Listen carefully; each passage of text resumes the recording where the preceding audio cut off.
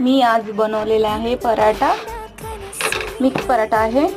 मेथीची भाजी आणि मुळा आहे आणि परत पालक आणि कांदा, थोडंसं मिरची पावडर, मीठ, हळद आणि जिरा आणि कोथिंबीर आणि लसूण हे सर्व टाकून मी पराठा बनवलेला आहे। बघू शकताय आहे। त्याच्याबरोबर डाळीची भाजी बनवले, खरडा बनवलेला आहे। बघू शकताय पौष्टिक पराठा,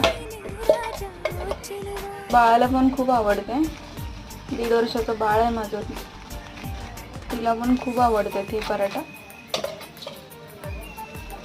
पालक मध्ये भरपूर आयर्न असतात त्यामुळे, आणि मुळा खात नाहीये, वास येते, त्यामुळे मग मी असं भाजी त्यात मिक्स करून असं बनवते पराठा। मग तिला समजत नाही, मग ती खाते।